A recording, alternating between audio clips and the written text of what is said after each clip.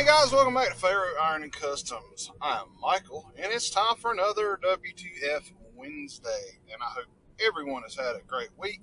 Everyone's having a good day. So the subject for this week is the younger generations and not getting into restoring classic cars.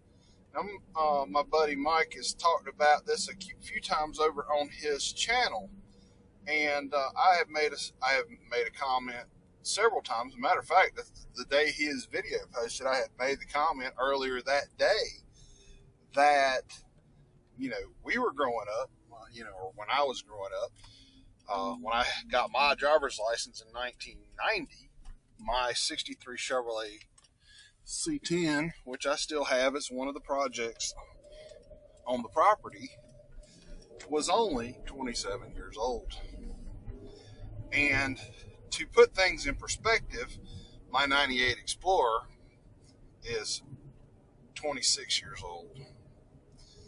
So, honestly, if you have a kid that's putting the stereo in a 98 Explorer, putting wheels on it, doing a paint job, maybe, a little bit of this and a little bit of that, and going down to shows, it's basically the same thing as it was when we were building cars from the 60s and back in the late 80s and early 90s. That's the truth of the matter. And cars, why they're hard to find. And it's like, I don't know, I will try to include a picture of it. I was out at Salvage Yard a few weeks ago. People on my Facebook page saw it. We found it was a 58 Ford, is that right? It may have been earlier than that, Anglia, but I think it's actually called a something, what was it? Oh, I can't remember. It's something 100, but it's a little small, teeny car. Little engine, makes like 30-something horsepower. Salvage Yard wanted like $500, and I could have went and got it.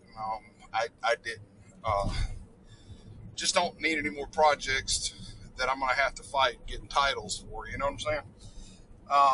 But I think it was a cool little car. But you go to the salvage yard all the time and you see these old cars that were either somebody's hot rod that,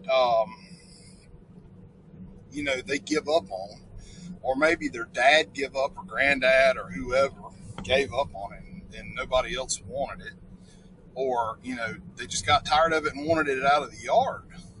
And guys, if you don't see those listings on Marketplace, or people don't put stuff like that on Marketplace, you can't just ride down the road and see that stuff. You don't. I probably ride the roads. I wouldn't be scared to say there's not many roads, at least in the immediate part of eastern North Carolina that I live in, that I have not been down. And you just do not see old cars from the road. Maybe I could take you to maybe where there's one. All right, guys, I don't even remember where I was. I think I was talking about not being able to find any cars, just like riding down the road and seeing cars in the back of a field or behind somebody's house or something like that. You just don't see that much in this area. And the places you do see them, people want an arm and a leg for them. They think that they're, they've been watching the Barrett Jackson auction or something. They think that, they're worth more than what they are. Because literally, if you buy a car, like any of the cars that I have purchased lately from the 50s, if you put $10,000 in it purchase price, it better be near nothing wrong with it when completely complete and running, because you're going to have, a pile of money in it getting it running. Unless you're very, very resourceful, you will have money tied up in it. If you're resourceful, you do the work yourself. But if you pay somebody, if you're paying somebody, you're going to have some money tied up in it. So you don't want to have a lot of money tied up in an old car to begin with whenever you get it, especially if it needs everything.